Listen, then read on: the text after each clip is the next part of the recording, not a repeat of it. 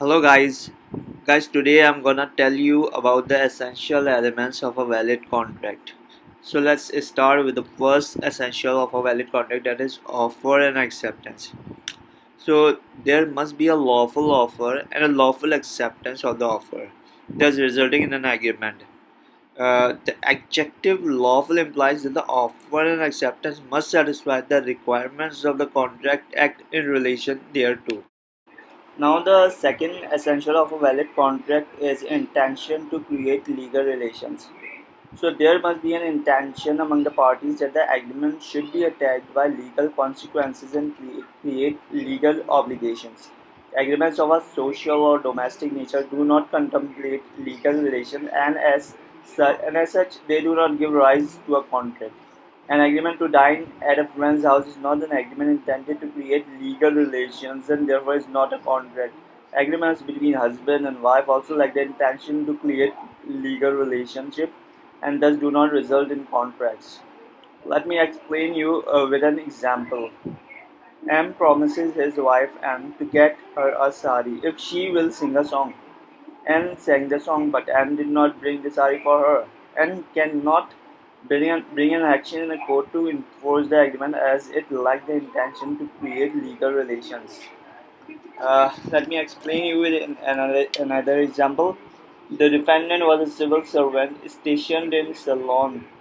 He and his wife were enjoying leave in England. When the defendant was due to return to Ceylon, his wife could not accompany him because of her health. The defendant agreed to send her £30 a month as maintenance expenses during the time they were thus forced to live apart. She sued for breach of this agreement. Her action was dismissed on the ground that no legal relation had been contemplated and therefore there was no contract. In commercial agreements, an intention to create legal relations is presumed.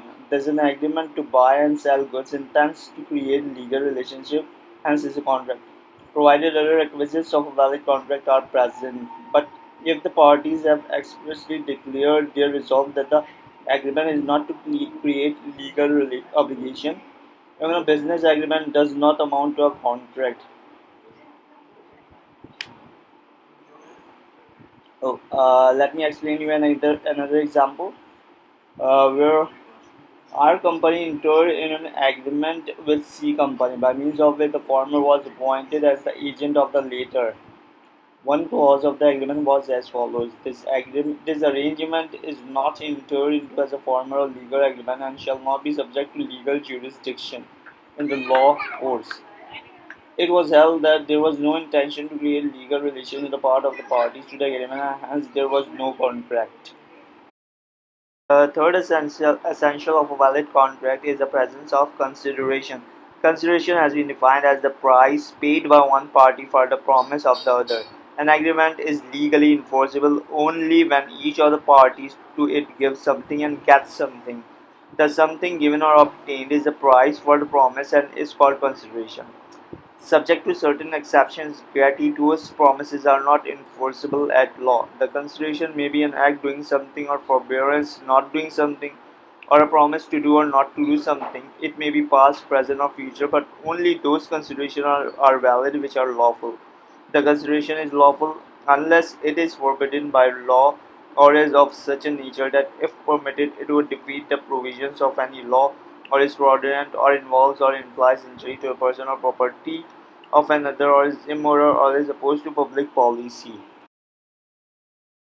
The fourth essential element of a valid contract is capacity of parties. So the parties to an agreement must be competent to contract, otherwise it cannot be enforced by a court of law. In order to be competent to contract, the parties must be of the age of majority and of sound mind and must not be disqualified from contracting any law to which they are subject.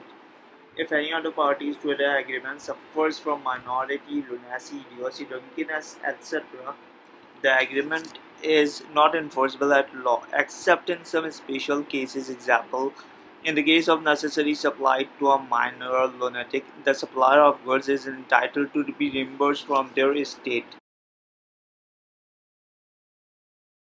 Free consent of all the parties to an agreement is another essential element of a valid contract.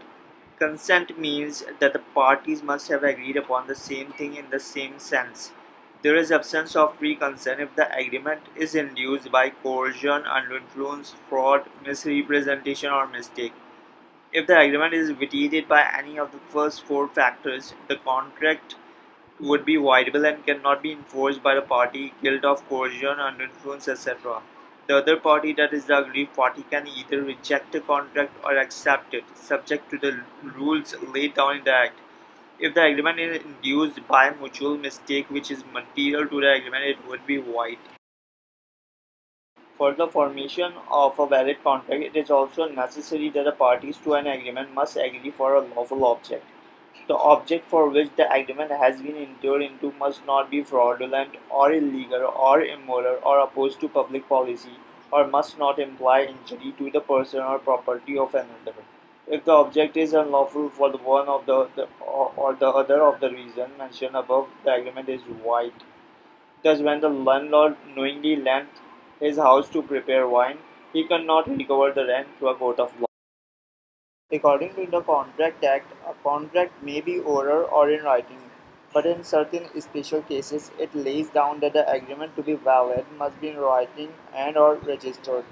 For example, it requires that an agreement to pay a time-barred debt must be in writing, and an agreement to make a gift for natural love and affection must be in writing and registered.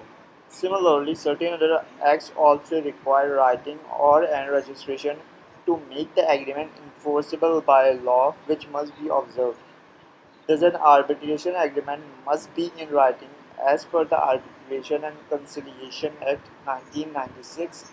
An agreement for a sale of immovable property must be in writing and registered under the Transfer of Property Act 1882 before they can be legally enforced. Section 29 of the Contract Act provides that agreements, the meaning of which is not certain or capable of being certain, are void. In order to give rise to a valid contract, the terms of the agreement must not be vague or uncertain. It must be possible to ascertain the meaning of the agreement, for otherwise it cannot be enforced. Let me explain you with an example. A agrees to sell B 100 tons of oil. There is nothing whatever to show what kind of oil was intended. The agreement is void for uncertainty. Yet another essential feature of a valid contract is that it must be capable of performance. Section 56 lays down that an agreement to do an act impossible in itself is void. If the act is impossible in itself, physically or legally, the agreement cannot be enforced at law. Let me explain you with an example. A agrees with B to discover treasure by magic. The agreement is not enforceable. The agreement must not have been expressly declared to be void under the Act. Sections 24 to 30 specify certain types of agreements which have been expressly declared to be void. For example, an agreement in restraint of marriage, an agreement in restraint of trade, and an agreement by way of wager have been expressly declared void under sections 26, 27, and 30 respectively. Guys, now let's have a recap. Uh, there are 10 essential elements of a valid contract, that is, number one, offer and acceptance, number two, intention to create legal relations, three is lawful consideration, number four, capacity of parties, number five, free consent, number six, lawful object, number seven, writing and registration, number eight, certainty, number nine, possibility of performance, and number 10, not expressly declared void.